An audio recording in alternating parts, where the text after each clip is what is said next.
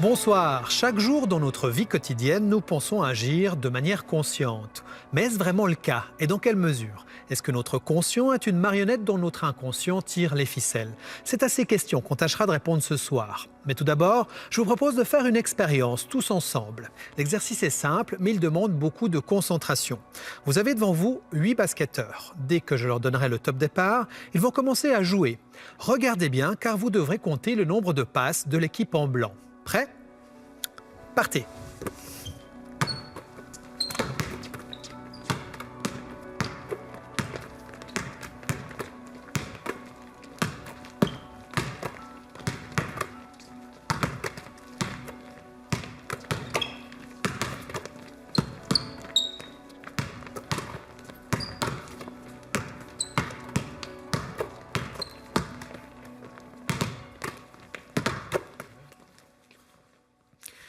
Alors, combien de passes? La bonne réponse, c'est 21 passes. Le compte est bon pour vous? Une petite question encore. Avez-vous vu le gorille? Non? Pourtant, il était là. Regardez. Coucou le singe! Et comme vous le voyez sous cet angle, il traverse l'image en prenant son temps. Mais vous étiez occupé à compter les passes. 50% d'entre vous n'ont pas remarqué le singe. Ce célèbre test a été mis en place en 1999 par des chercheurs en psychologie cognitive de l'université de Harvard. L'expérience prouve une chose, quand nous effectuons une tâche qui requiert toute notre attention, nous pouvons difficilement prendre en compte un stimulus inattendu, comme le passage d'un singe par exemple. Ce phénomène cognitif est connu sous le nom de cécité d'inattention. Ce soir, nous allons découvrir que les processus qui contrôlent nos pensées et nos actes sont très souvent inconscients. Et oui, notre conscience ne représente que la pointe de notre iceberg cérébral. La pointe de notre iceberg cérébral. Et quand notre conscient est sollicité, il ne prend en compte que la tâche demandée. Je cherche le parc Bourgas. Comment je peux y aller parce que... Alors, parc Bourgas. Donc vous me disiez? Vous êtes comme ça. Ouais. Mais dans notre cerveau, il n'existe pas une zone de la conscience ni une de l'inconscience. Il faut voir le conscient et le non-conscient non pas comme deux continents séparés, mais comme deux formes de pensée qui sont en intrication permanente. Parce que souvent, ça c'est un autre résultat important, ce sont les mêmes régions cérébrales qui traitent les informations consciemment ou pas consciemment. Et dans le sommeil profond, quand l'inconscient prend le pouvoir, notre cinéma nocturne peut nous jouer une toute autre réalité. On a dit beaucoup que le rêve servait à renforcer la mémoire, mais c'est surtout une machine qui fabrique des solutions, en fait. La nuit, le rêve brouille complètement les cartes, redistribue les enjeux et vous contraint à penser des choses inattendues. Enfin, lorsque nous sommes plongés dans un état de conscience modifié, comme sous hypnose, le thérapeute va fouiller dans notre arrière-boutique. L'image de l'inconscient qui me paraît assez sympathique, c'est l'arrière-boutique. C'est l'arrière-boutique de l'esprit. Tandis que l'attention, c'est, comme le disaient les stoïciens, c'est l'œil de l'esprit.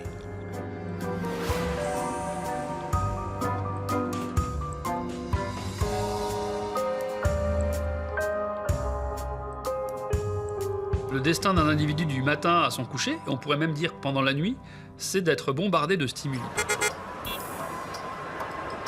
Lorsque nous prenons conscience d'une information, d'un signal qui est dans l'environnement, cette prise de conscience, elle est associée à plusieurs paramètres, plusieurs attributs. La première chose, c'est que la définition que nous avons de la conscience, c'est d'être capable de se rapporter à soi-même le fruit de la perception. Je vois tel objet, j'entends tel son.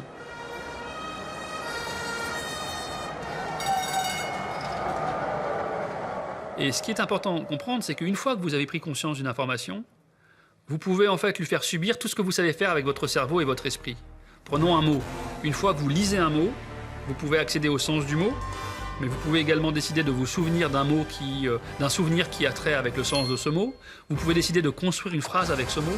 Vous pouvez décider de vous souvenir de mots synonymes ou d'antonymes, ou vous pouvez décider de le traduire dans une autre langue. Vous pouvez compter ses lettres. Dès que vous prenez conscience d'une information, vous pouvez lui faire subir tout ce que vous savez faire mentalement. Et ça, c'est très précieux. Parce qu'on rentre vraiment dans l'univers de la représentation consciente qui nous permet d'imaginer le monde, de penser le monde, de modifier par la pensée un petit peu ce que nous percevons. Alors ça, c'est l'avantage de la conscience. La limite, c'est que pour faire toutes ces opérations, ça a un coût en termes d'effort mental et même de réseaux cérébraux disponibles. Autrement dit, très peu d'informations peuvent être conscientes en même temps.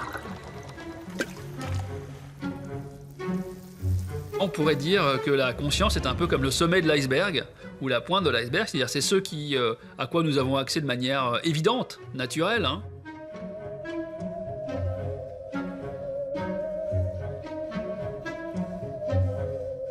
Il faut voir le conscient et le non-conscient non pas comme deux continents séparés, mais comme deux formes de pensée qui sont en intrication permanente. Parce que ça c'est un autre résultat important, ce sont les mêmes régions cérébrales qui traitent les informations consciemment ou pas consciemment. Autrement dit, il n'y a pas une région du cerveau qui soit la région de la conscience, mais la conscience, il semble plutôt qu'elle corresponde à un mode de fonctionnement entre les régions, une sorte de conversation entre des régions qui a des propriétés particulières, mais ce sont les mêmes régions qui peuvent travailler consciemment ou inconsciemment. Lorsque l'on renseigne quelqu'un sur la direction à prendre, par exemple, notre conscient ne prend en compte que la tâche demandée. Attention, vous n'allez pas croire ce que vous allez voir. Super, où on est? Pleine de plein palais.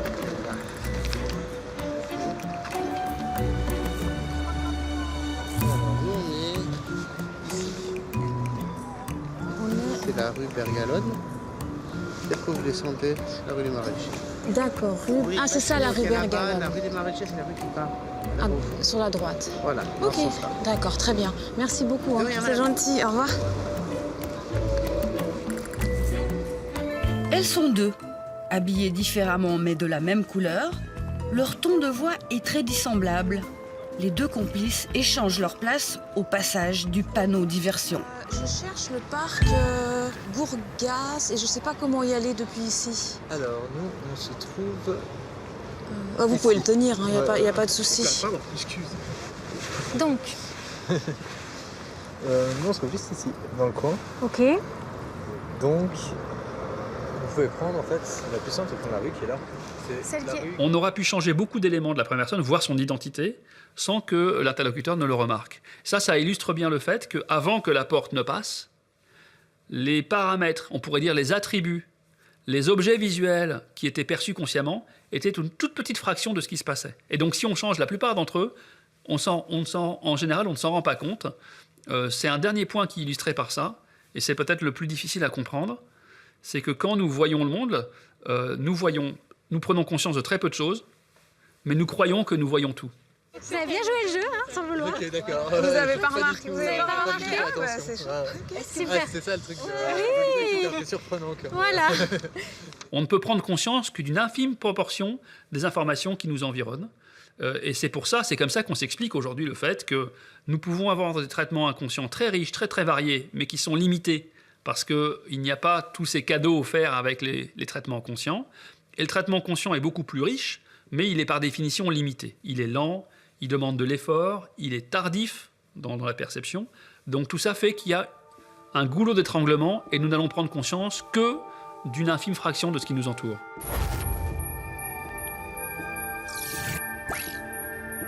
À chaque fois, il va se passer la même chose dans la perception visuelle, c'est-à-dire que notre perception se joue en deux temps.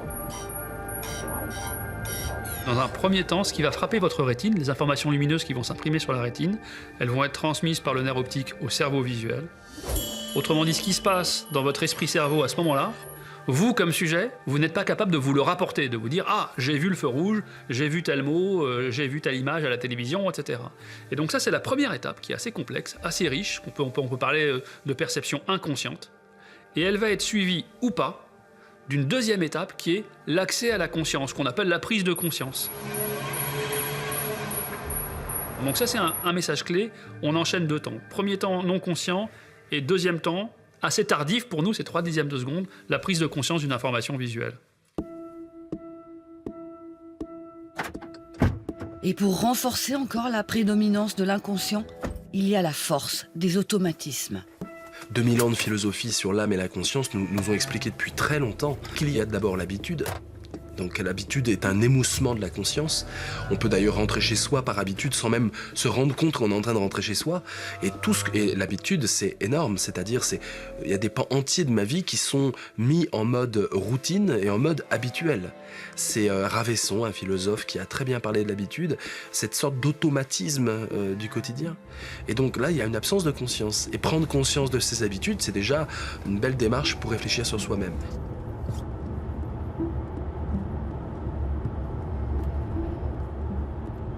La démarche scientifique et philosophique aussi est une tentative d'accéder à cette vérité cachée. Donc, bien sûr que la conscience, elle est infime. Freud le dit d'ailleurs en définissant la conscience. Et 9/10 de ce qu'on appelle la conscience de façon traditionnelle est totalement dérobée à la conscience.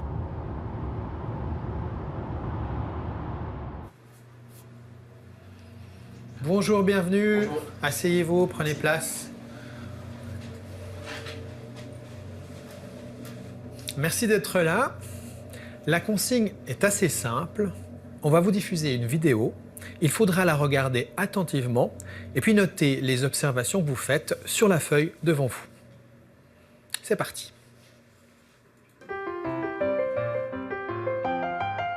Soyez bien attentifs. De nombreux détails vont changer au cours de ce petit film, destiné à l'origine à la prévention routière pour la ville de Londres. Dans ce drôle de Cluedo, le coupable, c'est l'inattention. At precisely the time that this dastardly deed took place. I was polishing the brass in the master bedroom. I was buttering his lordship's scones below stairs, sir. Why, I was planting my petunias in the potting shed. Constable, arrest Lady Smythe. But how did you know? Madam, as any horticulturist will tell you, one does not plant petunias until May is out. Take her away. That's right, madam. It's just a matter of observation. The real question is how observant were you? Très concentrés, les spécimens tentent de repérer les modifications. Une sorte de jeu des 7 erreurs animées, en somme. Bon, puisqu'on est sympa aujourd'hui, on va vous la diffuser une deuxième fois.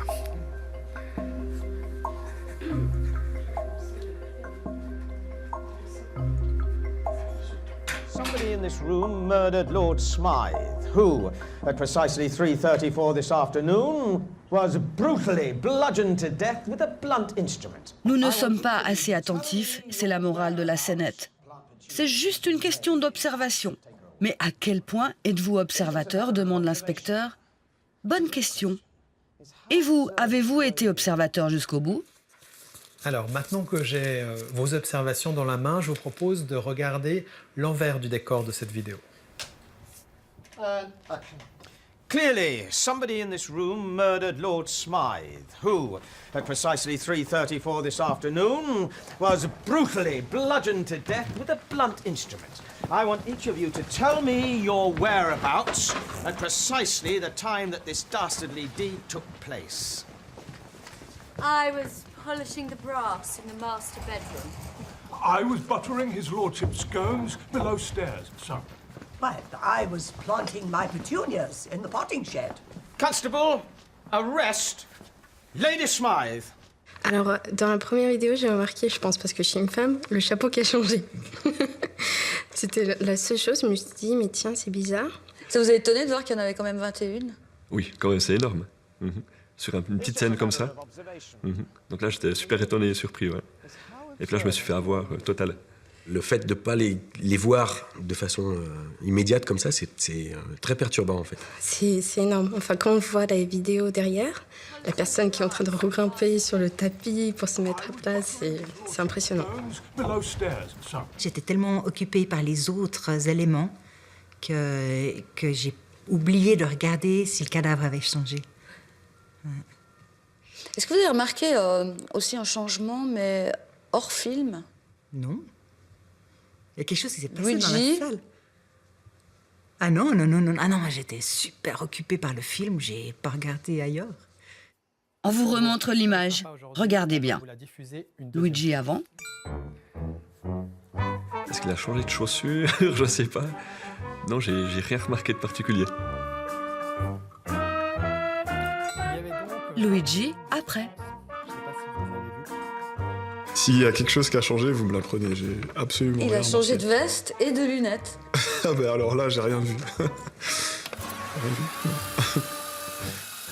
Ce que j'ai beaucoup apprécié dans votre adaptation de cette version-là, c'est la sorte de mise en abîme où le présentateur lui-même de cette séquence-là, lorsqu'on le fait lui-même changer de certains attributs, eh bien sa paire de lunettes et sa veste changeaient. Et pour autant, très peu de gens l'ont remarqué parce qu'à ce moment-là, personne l'a remarqué. Et c'est encore plus, c'est un grand succès. Ça veut dire que les sujets qui ont passé cette expérience ont bien écouté les consignes. Autrement dit, ils ont bien fait attention au film lui-même. Et ça illustre bien ce que je vous disais, c'est-à-dire que comme ce goulot d'étranglement de la conscience, on prend conscience de très peu de choses. Il faut décider à quoi on va faire attention. Bah me voilà encore plus perturbé, oui. Merci, oui. Non, j'ai pas remarqué. Non. Et dans l'exemple du whodunit, l'attention des sujets était captivée par le film. C'est là qu'ils allouaient, donc ils ont amplifié des différences qui étaient dans le film. Et là-dessus, ils n'ont pu amplifier que certaines d'entre elles, pas toutes. Mais en plus, tout ce qui était extérieur au film, et par exemple les attributs du présentateur, sont passés complètement à l'as parce que nous avons des ressources limitées. La consigne pour la première petite expérience, c'est de fixer le point vert et de noter ce que vous observez sur votre feuille.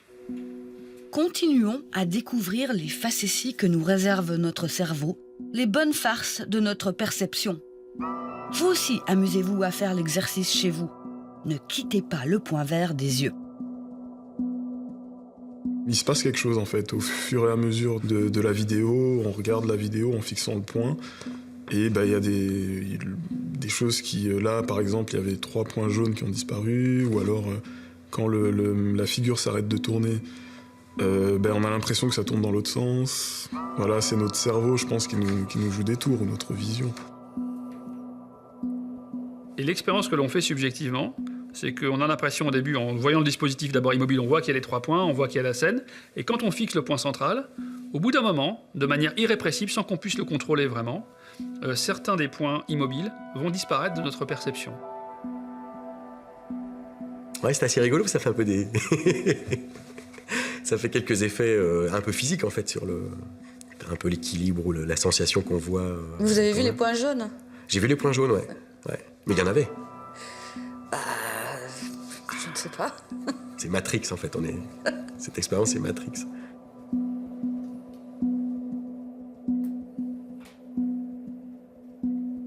On peut vite oublier tout ce qu'il y a autour en fait quand on se focus sur une seule chose. Par exemple le point vert? Oui, on voyait plus tous les points jaunes autour. C'était marrant. Ça a vraiment disparu alors qu'ils étaient toujours là dès qu'on bougeait un peu le regard.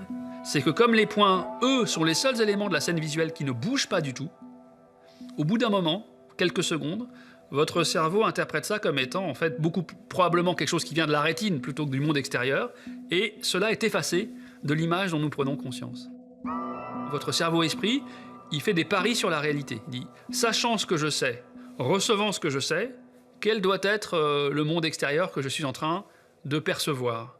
Et c'est pour ça vraiment qu'on revient sur ce concept central, c'est que la perception n'est pas du tout un phénomène passif, c'est un phénomène très actif, mais une large portion de cette action n'est pas consciente. Pour l'expérience suivante, je vous propose de regarder la croix au milieu et vous allez me dire si vous voyez des chiffres et si oui, où ils sont ces chiffres.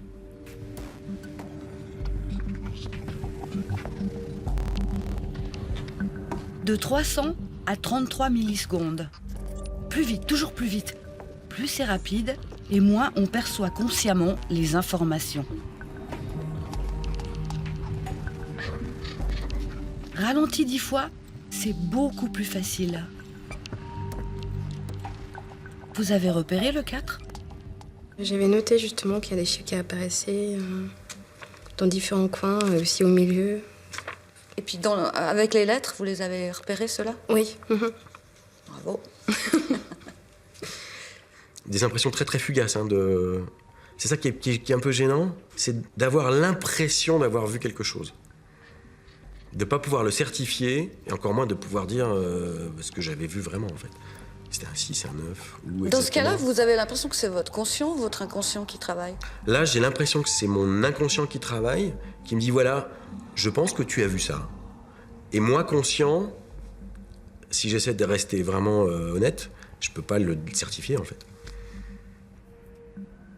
le stimulus lui-même, le mot ou le chiffre, est pris en sandwich par ce qu'on appelle des masques visuels. Et quand on travaille bien au laboratoire, on peut avoir des dispositifs dans lesquels vous ne prenez pas conscience du nombre ou du chiffre. Autrement dit, à la fin de l'essai, on vous dit qu'est-ce que vous avez vu, on vous pose plein de questions différentes, on peut utiliser beaucoup de méthodes différentes. On se rend compte que le sujet n'a pas pris conscience du nombre ou du mot. Alors, pour l'expérience suivante, il y a un damier. Ce que je vous propose, c'est d'observer la lettre A et la lettre B et de me dire laquelle des deux lettres est la plus foncée. Alors quel est le gris le plus foncé? A ou B? Et que se passe-t-il lorsqu'on relie les deux cases? Incroyable mais vrai, il n'y a aucune différence de nuance. Les couleurs, elles semblent très différentes, mais elles sont pareilles, alors là, j'ai pas compris non plus. J'ai pas compris. Ça, je pense que c'est le truc qui m'a le plus marqué. On avait vraiment l'impression que c'était deux cases complètement différentes, et en fait, c'est exactement la même couleur. C'est assez bizarre. Démonstration sans trucage qui prouve qu'effectivement, les gris sont identiques. Je me suis dit, mais en fait, comment c'est possible qu'on voit une couleur, ensuite on en voit une autre, alors que la case est exactement de la même couleur au final. Ah, j'ai vraiment eu l'impression qu'il y avait des couleurs et j'ai cherché consciemment vraiment à essayer de voir, comprendre pourquoi je voyais des cases, et alors que il n'y en a pas. Je pense que c'est peut-être une question de perspective ou de lumière peut-être, mais encore une fois, c'est après notre cerveau qui interprète à sa manière. Alioune s'approche de la solution. Tout est question d'ombre et de lumière. Vous allez percevoir subjectivement une différence dans le gris, selon que le même gris pourtant soit dans la zone d'ombre ou en dehors de la zone d'ombre, parce que justement, votre esprit-cerveau, là encore, ayant pris en compte l'existence de la pièce et de l'éclairage du damier, va procéder à une sorte de soustraction. C'est-à-dire qu'il va estimer qu'il y a une partie du gris qui est perçue, qui dépend de l'ombre et non pas du damier lui-même.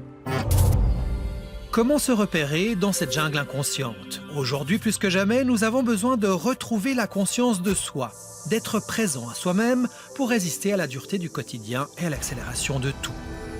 Il existe toutes sortes de méthodes, dont la très en vogue méditation de pleine conscience. À la fin des années 70, Jon Kabat-Zinn, un biologiste expert en stress, s'inspire d'une technique de méditation bouddhiste et l'implante au sein de l'Université du Massachusetts à Boston. La mindfulness, en version originale, est née et ne cesse de prospérer. Les deux indications les plus importantes à sa pratique sont la rechute dépressive et la gestion du stress.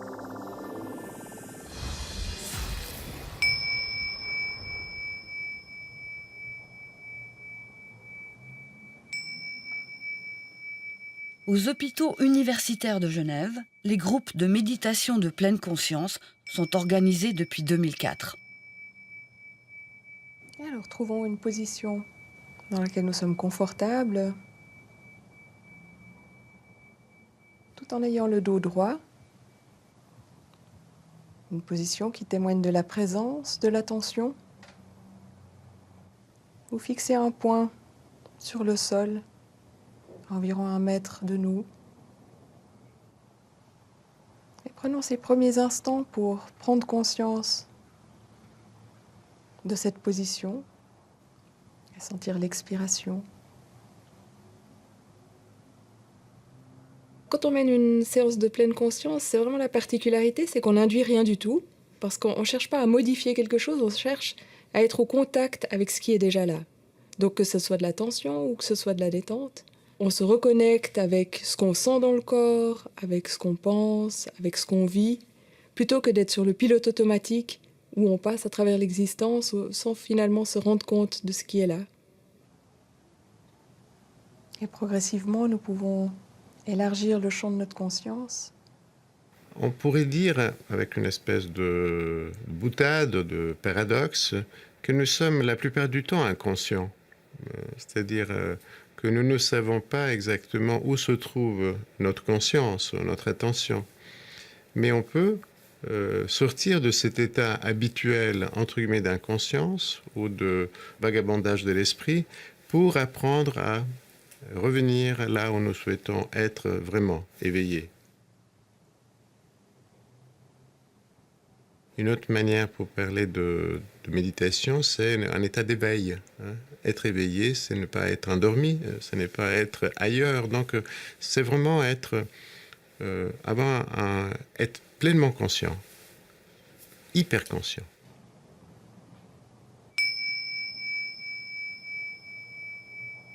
Les bienfaits de la méditation de pleine conscience ne sont plus approuvés sur le plan clinique. Le psychiatre Guido Bondolfi et son collègue du département des neurosciences cognitives, Patrick Vuillemier, ont confirmé l'efficacité de la méthode dans leurs recherches. Ils ont mené une étude visant à observer les effets de cette technique sur la plasticité du cerveau. 2 groupes y ont participé. L'un a suivi un entraînement à la méditation durant 8 semaines. L'autre, le groupe contrôle, n'a suivi aucun entraînement particulier. Les résultats sont surprenants. Ces 2 groupes ont passé une IRM à 2 reprises, au début et à la fin de ces 8 semaines. Cet examen visait à mesurer l'activité cérébrale dans 3 conditions. Par exemple, la projection de vidéos montrant des émotions, comme la joie, la colère ou la tristesse. Comment ont réagi chacun des groupes, et en particulier le groupe des méditants ? On observe bien sûr une grande activation dans beaucoup de régions, à la fois visuelles, qui sont des régions qui sont d'autant plus activées que la scène est émotionnelle. Ce qui était extrêmement frappant, c'est qu'il y avait une région dans le cortex singulaire, les régions médiales du cerveau. Donc vous pouvez voir ici qu'après l'entraînement, on observe une très forte activation de ces régions frontales, médianes et cortex singulaire. Et cette région n'était pas du tout activée avant l'entraînement de 8 semaines. Ça suggère qu'après cet entraînement, cette région est automatiquement engagée, recrutée en situation émotionnelle. L'observation clinique renforcée par la preuve en images. La méditation a un effet remarquable sur ceux qui la pratiquent. Le but est de comprendre qu'est-ce qui change, qu'est-ce qui marche, quels sont les mécanismes à l'origine de ces effets positifs qu'on voit en clinique, la prévention des rechutes, la réduction du stress grâce à la pratique de la pleine conscience. Mais au fond, comment comprendre ça au niveau du cerveau? Parce que ce n'est pas 2 choses distinctes, 2 entités distinctes, le cerveau et l'esprit. Donc comment ces 2 entités interagissent et s'influencent réciproquement? Tout notre corps qui respire, d'un bout à l'autre. Présent à tout ce qui est là, juste là en ce moment. C'est un résultat qui montre que cet entraînement induit une certaine forme de plasticité ou une certaine forme de modification de la réponse cérébrale. Et un des résultats, c'est que face à cette situation émotionnelle, les sujets activaient une région qui auparavant n'était pas activée dans la même situation. Alors, ce qu'on a remarqué, c'est que les changements d'activation entre avant et après l'entraînement à la méditation a été beaucoup plus marqué chez les sujets qui avaient eu des traits anxieux au départ. Ce qui est plutôt une bonne nouvelle et qui confirme une intuition clinique que ce genre d'entraînement de pratique a un bénéfice pour la gestion et le contrôle des émotions liées à l'anxiété. C'est comme si cet entraînement de l'esprit mettait les gens à condition d'être plus autonomes, d'avoir des outils, une boîte à outils qui leur permet de pouvoir mieux gérer leur effervescence émotionnelle. Convoquer la conscience pour être attentif à ce que l'on fait, voit ou entend. En somme, cette méditation resserre les boulons de notre présence à nous-mêmes. À quel moment le cerveau connaît-il le repos? La nuit, au cours du sommeil profond. Notre cerveau produit alors ce qu'on appelle des ondes lentes, mais certaines parasomnies peuvent surgir à ce moment-là, comme le somnambulisme.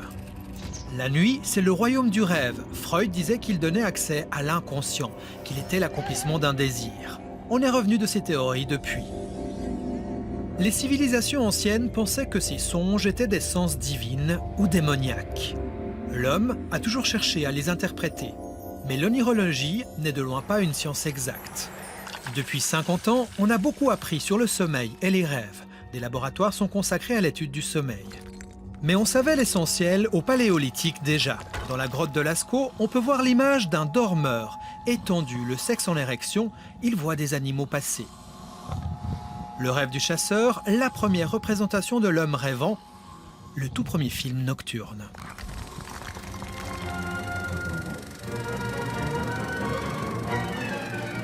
Le cinéma est une copie du rêve, d'une certaine manière. C'est-à-dire fabriquer un ersatz de réalité, le projeter devant les yeux des gens et leur dire « regardez, c'est la vie ».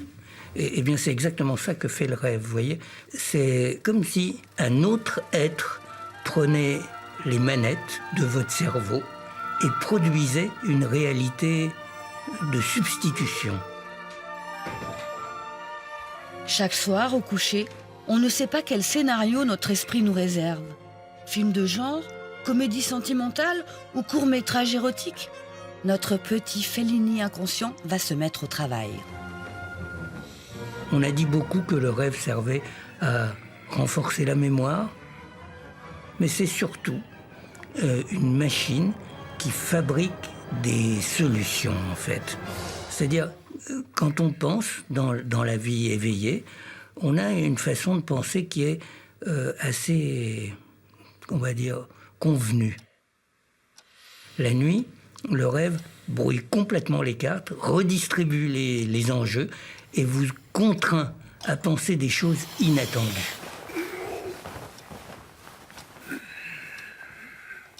On contient un autre être à l'intérieur de nous qui est un être débarrassé du poids de son corps. C'est un cerveau sans corps. C'est celui-là qui rêve. Il trie des images à toute vitesse et il choisit non pas seulement des images, il choisit des fragments d'images. Et quand tout d'un coup ça prend sens, il dit « Ah ouais, tiens, voilà, j'ai un beau truc là. » Hop, il vous le donne à voir. C'est ça que fait le rêve. C'est une machine, quoi. C'est une machine qui peut jamais s'arrêter de produire de l'hypothèse. C'est quand même fabuleux qu'on ait une sorte de brainstorming à demeure, quoi. C'est un brainstorming, quoi, à demeure, une machine à refaire et à refaire des hypothèses. Durant le sommeil paradoxal, survient une atonie musculaire, alors que le cerveau galope d'images en histoires folles. Un monstre nous poursuit et l'on est incapable de courir. Le rêve ne survient que quand vous êtes totalement paralysé pour que, justement, vous ne passiez pas à l'acte. Et le moment où vous allez perdre votre motricité, ce moment fait peur, en fait. C'est-à-dire, attention, je vais être paralysé, je ne pourrai plus me mouvoir, je ne pourrai plus échapper aux images du rêve. Il y a une image qui est très connue, très classique, qui est dans le tableau de Fuseli, qui s'appelle le cauchemar. Où vous avez cette sensation d'être étouffé par un animal qui vient du haut et qui nous tombe dessus et qu'on ne peut rien faire parce qu'on est paralysé. Cette sensation-là, c'est la sensation habituelle du rêve, en fait, de la situation même du rêveur. Parce que vous savez que tout est paralysé, y compris les muscles de la cage thoracique. C'est pour ça que si vous êtes un peu conscient, au moment où vous entrez dans le rêve, vous avez l'impression que vous n'allez pas pouvoir respirer, si vous voulez.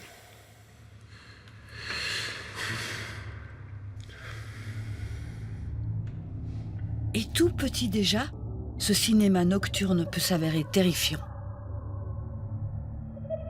Dans l'enfance, très souvent, les rêves surgissent à des moments où vous n'êtes pas totalement paralysé. À ce moment-là, ça produit des cauchemars, puisque cet être qui produit le rêve va prendre aussi mon corps. Il ne va pas seulement prendre ma tête, il va aussi prendre mon corps. Et c'est le noyau même de ce qu'on appelle les peurs nocturnes, en fait, qui arrivent très souvent aux enfants. Ça, c'est ce qu'on appelle des cauchemars vrais. Puis il y a les cauchemars qui sont des sortes de rêves ratés, en fait. Le but du rêve, c'est pas de reproduire la réalité, c'est au contraire de voir comment il pourrait en être autrement. Et donc, un rêve qui n'est qu'une reproduction de la vie, qui n'est qu'une reproduction du passé, en fait, c'est un cauchemar. Quand le rêve n'arrive pas à faire du rêve, il devient cauchemar. Un cauchemar de temps en temps, c'est pas grave, hein. Ça veut dire qu'il y a quelque chose qui ne va pas, mais vous allez trouver une solution. Mais si vous faites toutes les nuits des cauchemars, il faut faire quelque chose. Il faut faire quelque chose parce que ça produit de la maladie. Les rêves sont toxiques parfois. Et quand on a l'impression de vivre véritablement un rêve raté, c'est un double cauchemar. C'est ce que vit Manon régulièrement, elle qui frôle la mort presque toutes les nuits. Elle souffre de parasomnie. Je fais du somnambulisme, des terreurs nocturnes, de l'éveil confusionnel. C'est tout plein en fait de problèmes qui surgissent pendant que je dors et du coup voilà, c'est assez handicapant. Sur le moment, je vis ce que je vois, donc je suis persuadée que ça existe. Et puis, en général, je sors de ma chambre, c'est presque à tous les coups. Et après, quand je me rends compte, j'ai toujours ce doute. Je suis toujours en train de me dire, mais si, je suis quand même sûre qu'il y avait quelque chose. C'est pas possible que j'aie rêvé à ce point-là. Je pense que la définition la plus simple, quelque part, est de définir la conscience comme une expérience. Donc, tant qu'il y a de l'expérience, que ce soit des images de rêve, des perceptions de l'environnement, on peut considérer que c'est de la conscience. Si on prend cette perspective-là, effectivement, le rêve, qui est une forme d'expérience qu'on a pendant le sommeil, c'est aussi une forme de conscience. Au Centre d'investigation et de recherche sur le sommeil du CHUV, l'équipe de Francesca Ciclari se penche sur le cas de Manon. Les terreurs nocturnes de la jeune patiente de 20 ans semblent tout droit sorties de la petite boutique des horreurs. Des fois, j'ai plein de petites bêtes qui me sont dans mon lit. J'ai déjà eu des hérissons dans le coussin. On m'a déjà tiré dessus par la fenêtre. J'ai déjà eu les murs qui se sont refermés sur moi, avec de l'eau qui arrivait de partout. Ça m'est déjà arrivé de rester 5 minutes dehors, devant la porte fermée, à me dire non, mais il faut pas que je rentre, c'est dangereux. Mais là, t'es consciente. Je suis consciente que j'ai fait un rêve, mais j'arrive pas non plus à dire que c'était totalement qu'un rêve. Je suis toujours en train de dire non, mais il y a peut-être quelque chose.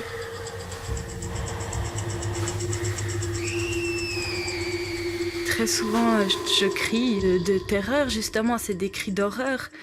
Parce que, comme je suis persuadée que c'est vrai, chaque personne qui croit se faire tirer dessus va forcément crier et essayer de fuir.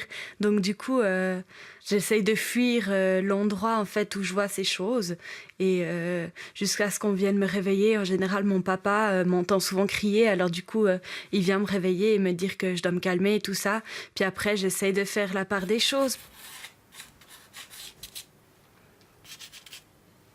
Des fois, je pleure parce que je dis que j'en ai marre, justement, que j'en ai marre de tout le temps me réveiller, de tout le temps faire des cauchemars horribles, parce que c'est quand même vraiment une sensation, c'est comme si je le vivais réellement, et puis il faut se dire c'est très souvent, très régulièrement que je vais mourir, et je suis persuadée que c'est réel, alors du coup c'est très terrifiant.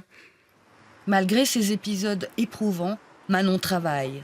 S'ancrer dans le jour pour échapper à la nuit, cela demande un courage certain. Moi, je suis tout le temps fatiguée. Il n'y a jamais un seul matin où je vais me réveiller et dire que je suis en forme. Je connais pas cette sensation d'être en forme, en fait. J'aimerais beaucoup avoir une explication et puis c'est sûr aussi pouvoir guérir de ça parce que j'ai pas envie de faire toute ma vie quand je n'habiterai plus chez mes parents. Comment je vais faire pour me faire réveiller si je suis toute seule ou comme ça, ce sera vraiment très très très handicapant. Donc du coup c'est sûr que j'ai vraiment envie de comprendre. Comment le cerveau génère-t-il des expériences par lui-même? Que se passe-t-il quand la conscience disparaît dans le sommeil profond? Comment ces changements de conscience modifient l'activité cérébrale? Et le somnambule est-il si inconscient que ça? Pendant longtemps, on pensait que les somnambules n'étaient pas conscients, qu'ils faisaient les choses de manière automatique, comme des zombies. Enfin, souvent, ils ne se rappelaient même pas d'avoir fait ces activités-là. Et puis, avec le temps et des études plus récentes, on est en train de revoir un peu cette notion que le somnambulisme est un état d'inconscience. Maintenant, si on regarde l'activité cérébrale pendant un épisode de somnambulisme, il y a très peu d'études qui ont réussi à la mesurer. On voit que c'est vraiment un état hybride. On voit qu'il y a des zones du cerveau qui sont endormies. Typiquement, les parties plus antérieures du cerveau, c'est les parties qui jugent, qui réfléchissent. Et en même temps, d'autres zones, typiquement celles du contrôle moteur, elles sont réveillées. Et ce qu'on essaie de faire avec nos études, c'est de voir quelles zones doivent être réveillées pour générer de la conscience pendant un épisode de somnambulisme et quelles peuvent être endormies. 257 électrodes vont scruter le sommeil de Manon. Les médecins rêvent de surprendre un épisode de somnambulisme pour les besoins de la science. On sait que cet état hybride que constitue le somnambulisme, il est favorisé quand il y a une privation de sommeil et quand en même temps il y a des facteurs qui réveillent, comme du bruit, comme du stress. Donc quand il y a ces deux facteurs, le cerveau il a tendance à se mettre dans cet état un peu hybride et on a tendance à faire des comportements comme dans le somnambulisme ou les terreurs nocturnes. Bonjour. Ça va? Ça s'est bien passé? Oui. C'était pas trop dur? Un peu fatiguée. Manon a été privée de sommeil la nuit précédente. Morte de fatigue, elle se couche à 7 heures du matin. Mais son sommeil ne sera pas très paisible. Elle va être réveillée à plusieurs reprises. Très bien. Alors, bonne nuit. Merci, à tout à l'heure.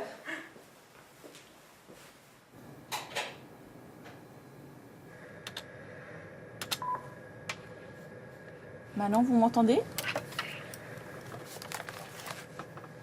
Oui. Ok, on va commencer avec 2 minutes avec les yeux ouverts. Après avoir calibré tous les appareils, l'expérience peut commencer.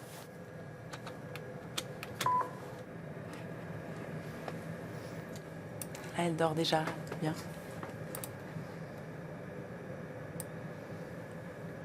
En général, quand on est réveillé, le trait, c'est très très rapide. En fait, c'est des activités rapides. Et ici, il commence à se ralentir, il commence à apparaître ces éléments qui s'appellent des ondes lentes. Puis quand on entre en sommeil profond, on voit des grandes ondes lentes. On passe d'un état très actif à un silence neuronal. Et donc, c'est un rythme un peu on-off, on-off. Et on sait que quand ils font ça, la capacité pour le cerveau de générer la conscience, elle est réduite. Pourquoi? Parce que ce rythme on-off, déjà, il n'est pas très informatif. Il y a très peu d'informations qui est contenues là-dedans. Et puis, deuxièmement, les neurones, quand ils sont dans ce rythme, ils ne communiquent pas très bien les uns avec les autres. Typiquement, c'est le stade où on a le moins conscience de tout. Et le sommeil profond est aussi le stade où, justement, on peut voir des épisodes de somnambulisme, comme dans le cas de notre patiente Manon. Tu me redis dans 3 minutes? 3 minutes. En fait, 5 minutes. Qu'est-ce qui se passe là? Donc là, Manon est entrée en sommeil profond. Et puis, c'est là où elle est justement... il y a plus de probabilité qu'elle fasse des épisodes, soit de terreur nocturne, de somnambulisme. Et puis, on va essayer de les provoquer en donnant des stimulations sonores, donc en faisant des réveils forcés. Parce qu'on a vu que ça a augmenté la probabilité de déclencher ces épisodes.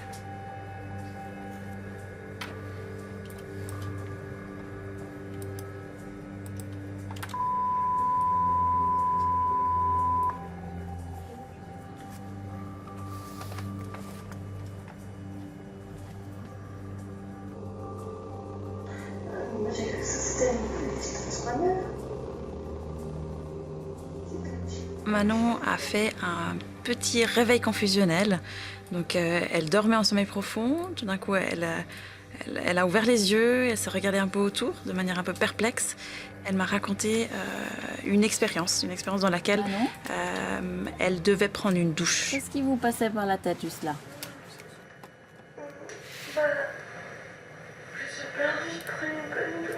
Donc clairement une image de rêve associée à ce petit réveil confusionnel. Elle ne se rappelait pas d'avoir parlé, notamment, et donc ses souvenirs étaient un peu flous, mais clairement il y avait cette image de rêve qu'elle a rapportée. Pas de problème. Si on reparle de l'expérience, de la douche, là. Je sais que je voulais me doucher, mais rien de particulier d'autre. L'une des thérapies qui pourrait peut-être aider Manon, c'est l'hypnose, une discipline qu'on a appelée parfois veille paradoxale ou rêve éveillé, l'hypnose étant bel et bien un état modifié de conscience. On parle bien sûr de l'hypnose thérapeutique, bien loin de l'hypnose spectacle d'un Mesmer ou de la fameuse Madame Irma. La technique connaît des applications médicales éprouvées dans les hôpitaux et les cabinets de spécialistes. Transe naturelle et sans substance, elle soulage de maux très divers. J'aimerais bien soulager la douleur que j'ai ici dans mon épaule. Un médecin soigne un médecin par l'hypnose. Le psychiatre Gérard Salem s'apprête à soulager l'articulation de son collègue. Alors, ce que je vais te demander, c'est pour commencer de te concentrer sur tes 2 mains. Comment tu sens tes mains, le contact de tes mains contre tes genoux. Tu peux laisser les coudes se détendre aussi, que tes mains ne soient pas crispées, ni tes avant-bras. Et tout ce que je te demande, c'est d'être attentif, simplement, aux sensations que tu as dans les mains. D'observer comment une des deux mains peut te paraître posée d'une manière plus légère sur le genou. En état d'hypnose, on est éveillé. Si on fait un électroencéphalogramme chez quelqu'un plongé dans un état profond d'hypnose, on constate que c'est un tracé d'éveil et non pas un tracé de sommeil. Ce n'est pas non plus un tracé comparable à celui du rêve, qui est en état de sommeil profond. Donc on est conscient. Ce qui se passe en hypnose, c'est que l'état de conscience est d'abord focalisé sur un stimulus particulier. Un point qu'on fixe dans l'espace, un son, une parole qui se répète, par exemple une voix monocorde, etc. On provoque par ce moyen une focalisation de l'attention. Maintenant, je t'invite à te concentrer pleinement sur le contact de cette main avec ce genou, et puis d'observer ce qui se passe dans cette main chaque fois que tes poumons relâchent l'air. Comme si cette main était un gant vide, et que l'air qui sortait de tes poumons allait remplir cette main. Et tu vas sentir qu'à un moment donné, ta main va se détacher de ton genou, et par petites saccades subtiles, très fines, sans le moindre effort de ta part, cette main va s'élever au-dessus de ton genou. Cette main gauche qui devient de plus en plus légère, une sorte d'allié, d'ami à toi, qui est en train de s'occuper de ton épaule droite, pour lui enseigner en quelque sorte cette qualité de légèreté. Pendant ce premier temps de focalisation, il y a un rétrécissement du champ de conscience. C'est-à-dire qu'on fait moins attention à ce qu'il y a autour. Et dans un deuxième temps hypnotique, il y a un élargissement de la perception généralisée et donc de la conscience. Il y a un état de conscience élargi. Et je te propose de voir comment tu sens des modifications apparaître dans ton épaule droite. Et puis aussi dans ton épaule gauche.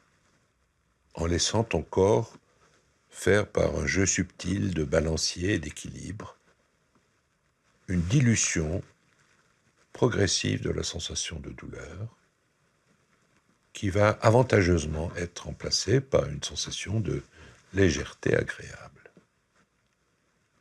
Quand tu sentiras que c'est perceptible ce changement, que tu le perçois vraiment, tu peux me faire un petit mouvement de la tête, que je sache que tu y es.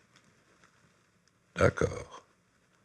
En ce moment-là, la douleur, sur une échelle de 0 à 10, tu me dirais, elle est à combien à peu près? À 2. À 2, très bien. Et tout à l'heure, elle était à 8. À 8, ah, d'accord. Donc tu sens clairement la différence. L'état mental dans lequel se trouve le sujet, dans une consultation thérapeutique par exemple, peut être un état mental qui repose sur un équilibre conscient problématique. Par exemple, il se convainc qu'il est phobique, qu'il a peur, qu'il ne peut que paniquer dans un ascenseur, par exemple.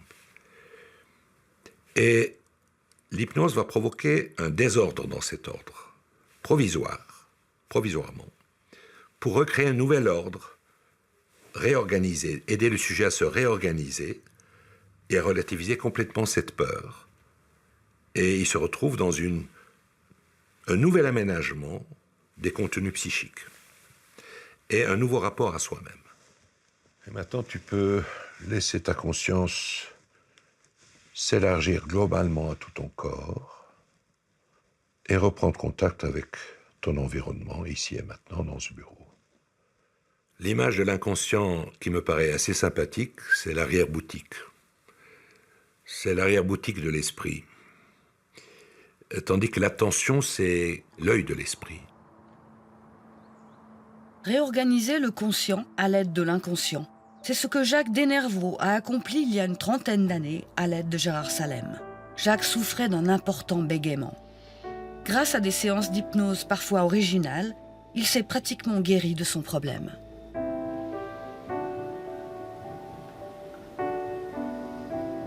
Je voulais me débarrasser de mon bégaiement. J'en souffrais depuis des années, depuis l'âge où on m'a obligé à écrire de la main droite alors que j'étais gaucher. Oui, ça gâche beaucoup la vie, oui. Oui, c'est handicapant, ça pose des problèmes sur le plan privé, sur le plan professionnel. Du reste, au travail, je n'ai jamais parlé de ce problème-là. Hein. C'est pour ça que j'allais chez monsieur Salem le samedi matin. Je suis jamais allé la semaine, parce que je ne voulais pas me justifier. En principe, quand je me fâche, je m'énerve.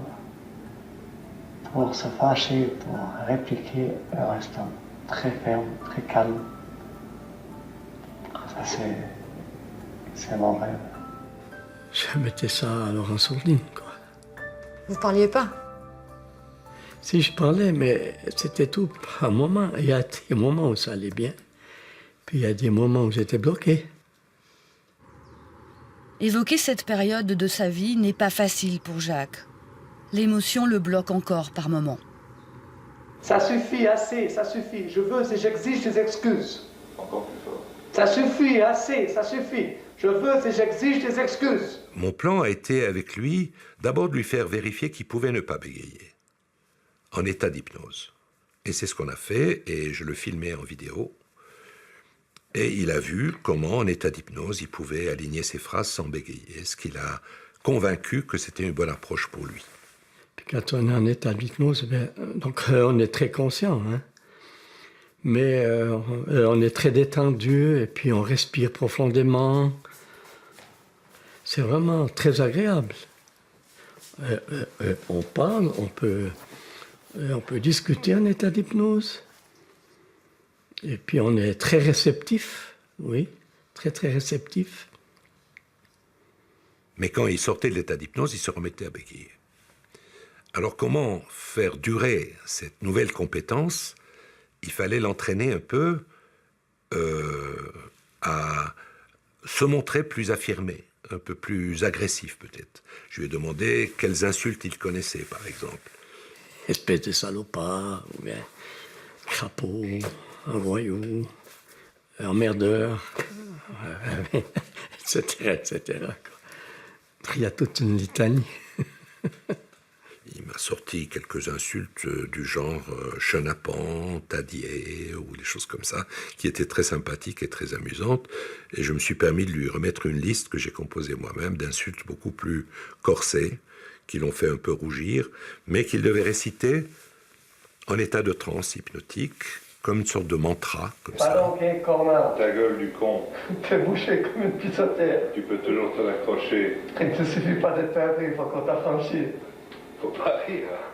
Par la suite, en échange de nos consultations, comme il était excellent au ping-pong, c'était vraiment un champion de ping-pong, je lui ai demandé de m'apprendre quelques coups au ping-pong, et on avait pour règle de s'insulter à chaque coup marqué sur l'autre. À chaque fois que je le mettais dans le mille, je pouvais aussi lui dire une injure, hein, c'était permis. Pour oser sortir de soi, pour oser dire ce qu'on a envie de dire. L'insulte devenait une métaphore relationnelle pour signifier qu'il pouvait être en désaccord, tout en faisant comme si, puisque il m'aimait bien, et je l'aimais bien, il n'avait aucune raison de m'insulter. Boudinas, Lufttank, Rature, Tartuffe, Séropineur, Ivrogne.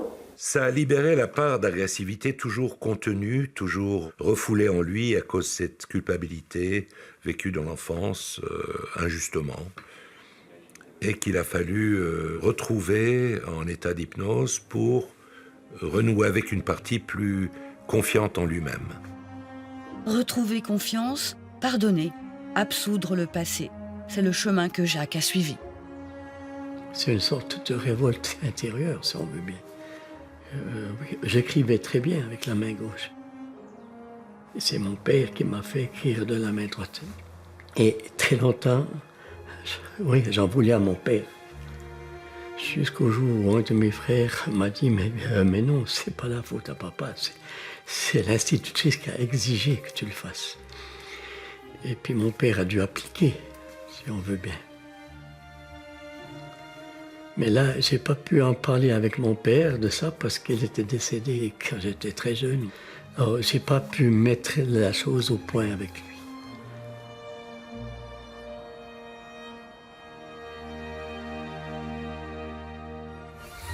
La conscience, Rousseau la qualifiait d'instinct divin. Descartes, le premier, la définissait comme le socle de la connaissance, le fondement sur lequel s'édifie l'ensemble du savoir. Kant, Hegel ou Sartre reprennent à leur compte cet acquis de la philosophie moderne. Si la conscience a de tout temps passionné les philosophes, on a vu qu'elle intéresse aussi les psychiatres et les neurologues captivés par les abysses de l'inconscient. Essence de son propre esprit, méandre intime, le conscient et l'inconscient de l'homme ont pourtant besoin des autres pour se révéler.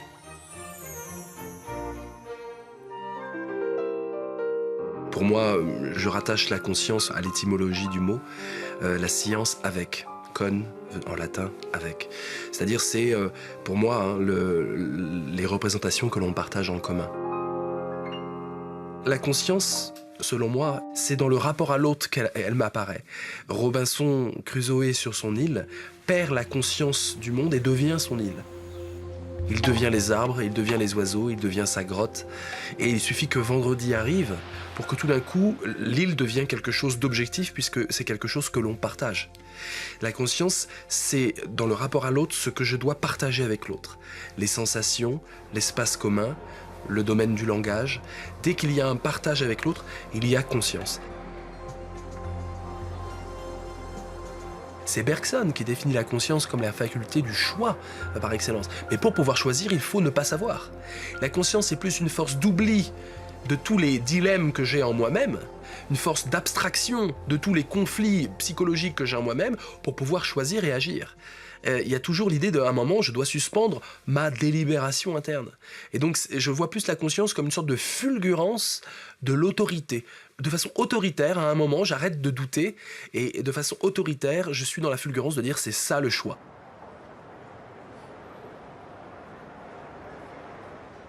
La conscience, c'est à la fois savoir que tout est doute et à la fois tout doit être de façon autoritaire choisi. Et je réclame que ma conscience me serve de guide pour pouvoir abstraire toutes les délibérations internes. Ne cherche plus, ne réfléchis plus, fais-le, vas-y. Le philosophe est également compositeur. Le jour de notre rencontre, il travaille à la musique d'un film d'animation. Composer, un processus qui convoque aussi une part d'inconscient. Ce qui est intéressant, c'est qu'évidemment, comme c'est un acte créateur de composer, tout n'est pas maîtrisable. Vous avez l'inspiration. C'est-à-dire, vous avez des flux de conscience qui s'affrontent, et puis tout d'un coup, il y en a un qui gagne parce que ça vous touche, parce que vous essayez de vous faire pleurer vous-même. Donc ça, c'est vraiment, on n'est pas conscient, il n'y a pas de recette. Vous essayez de vous émouvoir vous-même. Et évidemment, vous avez une commande, donc vous ne pouvez pas faire n'importe quoi. Je dois amener à une émotion de tristesse, j'ai pas le choix, je vais pas faire rire alors que là c'est une scène triste. Et puis du hors-contrôle, où dans vos flux de conscience, vous choisissez les perles que votre mélange interne vous donne. Un coup je contrôle, mais je contrôle pas. Et je contrôle bien quand je contrôle pas. Et voilà. Cette dialectique de dire que le contrôle absolu vient de l'abandon absolu, c'est une dialectique que peu de gens pratiquent dans leur vie. C'est tellement jouissif. Le bonheur, il est là. Vous contrôlez quelque chose quand vous arrêtez de vouloir le contrôler. C'est ça, la conscience qui fait du bien, qui restaure l'individu dans sa confiance en soi. Parce que c'est très dur de passer de la conscience à la confiance. Et c'est vraiment ça. Pour moi, la philosophie ne sert qu'à ça. Passer de la conscience à la confiance. Mais une confiance de vous dire « je peux donner le meilleur de moi-même en claquant du doigt » parce que j'accède à la meilleure part de moi-même. Ça nécessite beaucoup de réflexion, beaucoup de conscience, mais aussi beaucoup d'oubli de soi-même.